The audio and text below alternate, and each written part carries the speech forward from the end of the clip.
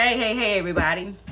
I pray that you guys are having a great day, great morning, great afternoon, great evening, great everything. And I pray when this video find you all this well.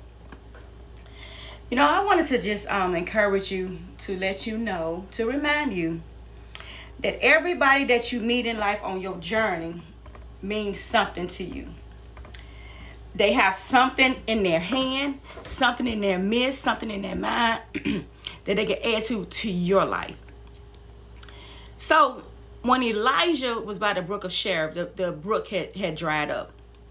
And God told him, God had fed him. The ravens had fed him for God. And so the brook had dried up, where he was getting his rain, he was getting his food supply, to sustain him. But it dried up. So the Lord told him, go on over to Zarephath. I have a widow that's going to prepare for you. But when God sent him, he sent him to a place where this lady didn't have much. And the little bit that she had lost all hope. She had given up. And she was just going to take what she had and make the best of it and say, hey, this is what it is. It's time to die. So God has sent a dried up situation into a hopeless situation. And so when he got there, he said, give me some water. Lady gave him some water freely. She had plenty of water. And she said, ask him where, give me, a bean, make a cake for me, with the flour you have, fix me something to eat. And she said, well, all I have is just a little bit. Me and my son was going to take it. We was going to eat it and we was going to die. And he said, well, just take care of me first. And God had already conditioned her heart to receive that, even though she didn't have, much.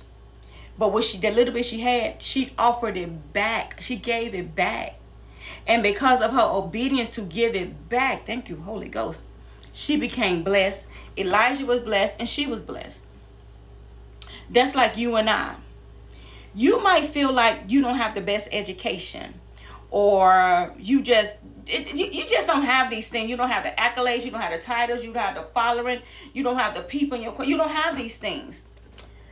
But you know what? The Lord knows these things. And God would send you on a path to a person that has a little bit to offer to you. You might be looking at that person just a secretary and thinking that she just a secretary. Well, that secretary is full of wisdom. And the wisdom that she has, she don't have nobody to tell it to. You might be looking at that homeless man and feel like, well, he homeless. He don't have anything to offer to me. Well, that homeless man is smart as a whip. He knows how to calculate. He knows his numbers. He knows math. And you a person that you trying to start a business. That homeless man can show you how to make this add up. You might be looking over and just saying, well, they just a bus driver. Well, that bus drivers know how to study to get his CDLs.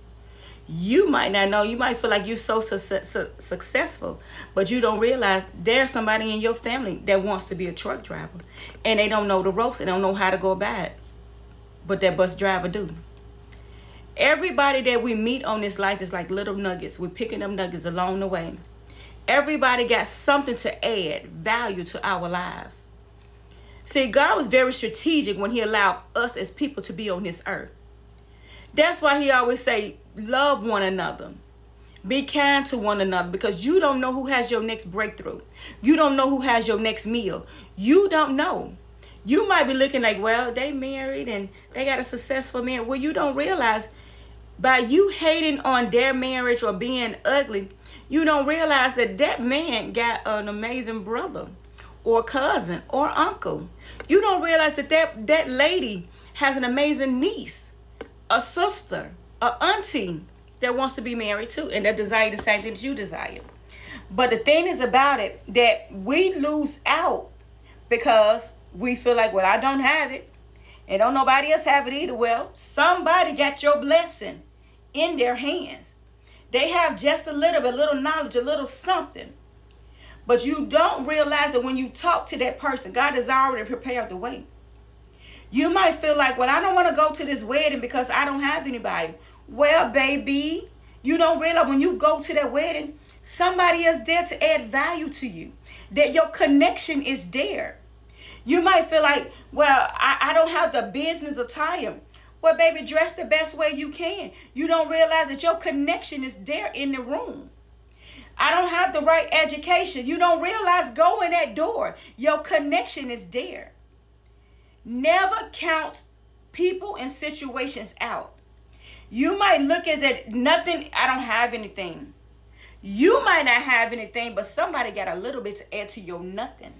And your nothing can also help somebody else. So we got to be mindful and learn how to speak life and speak blessings over one another. We got to be mindful to just know, like, today might not be nothing. Tomorrow might be my blessing. Remember to hold that in your mouth, in your heart, in your hand, because your blessing is right there. Don't ever lose hope and doubt because you don't have right now.